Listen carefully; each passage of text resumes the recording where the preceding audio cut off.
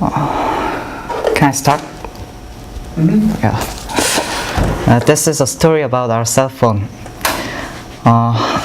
10 people stand in a circle and hold their cell phones, and each person calls their right person's cell phone. Then, in regular, all people can't be connected because they all called the other person. But in this case, only 9 persons can't be connected and 1 person is connected to the ghost answer.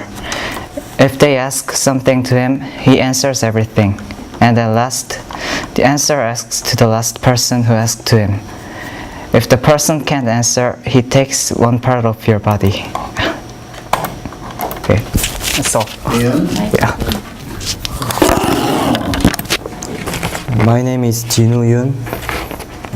This is not my story. At 2 a.m., I was just watching TV.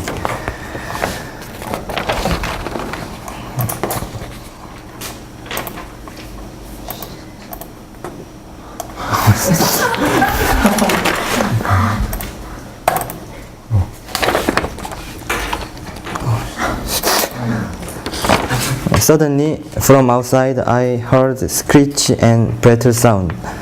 Then I think it's just a noise of wind. But every day the sound was heard, so I decided to check.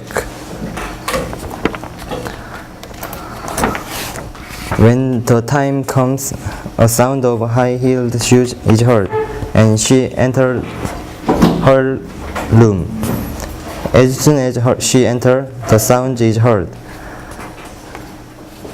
But concentrating the sound is to open my house.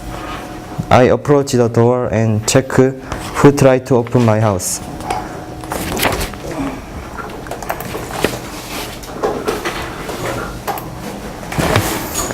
Our agent's light is sensor, so if there is someone, the light is turned on.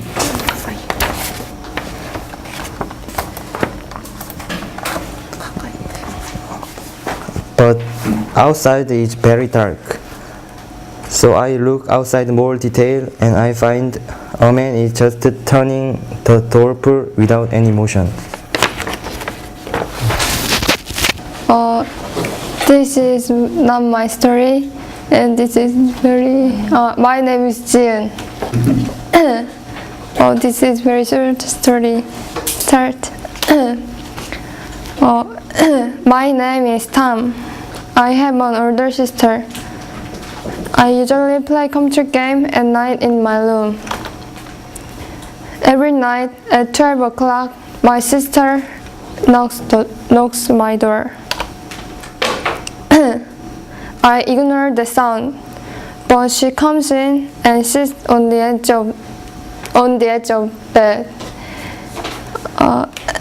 She says, "They come again. I am too afraid."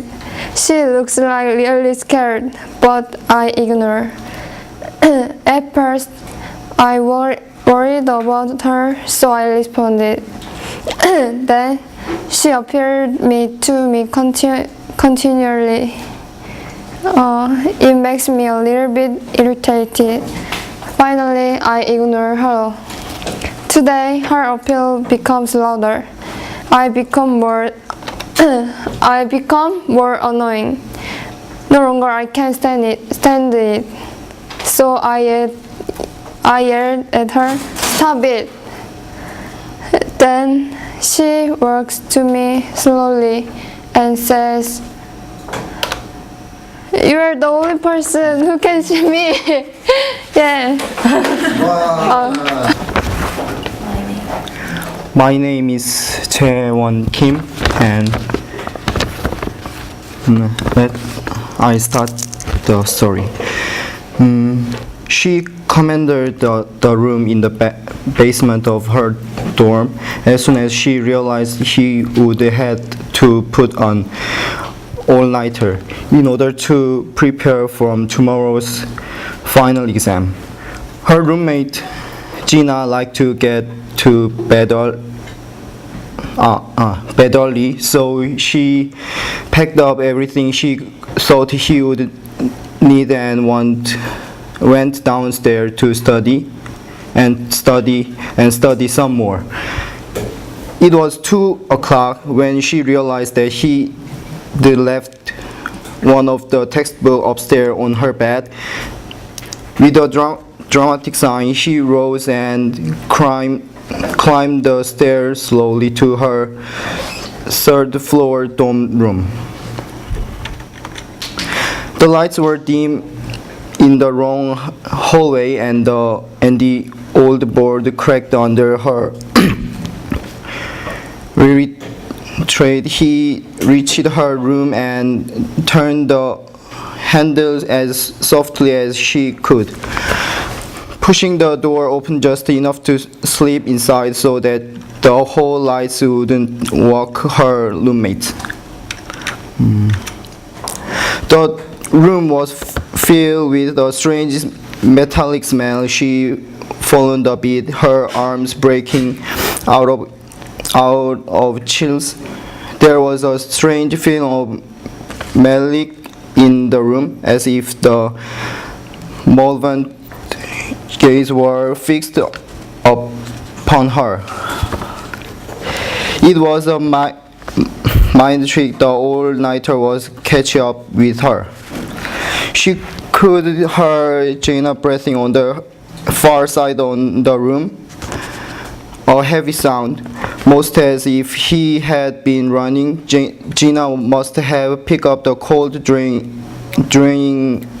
the last 10th week before finals.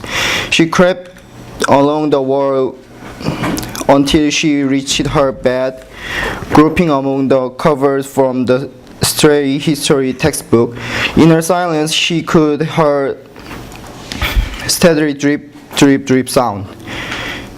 She sighed slightly.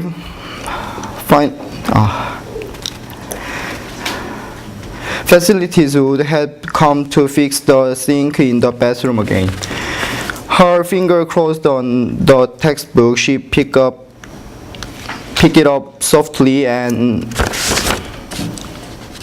with from the room as slightly as she could. Relieved to be out of the room, she hurried back downstairs, collapsed into a overstuffed chair, and studied until next 6 o'clock. And study again. The first of the sun rays were being thrown the window as she slowly slid the door open, hoping not to awake Gina. Her noise was met by an ulting metallic smell a second before her eyes registered the scenes in her dorm room. Gina was spread in the top of her bed against the far wall, her throat cut off ear to ear, and her nightdress filled with blood. So she screamed so many, but she couldn't stop her any more than she couldn't catch the ring in her hands. Many people went there, and they see the wall. On the wall of her bed, written her roommate's blood with where the words, "Aren't you glad you didn't turn on the light?"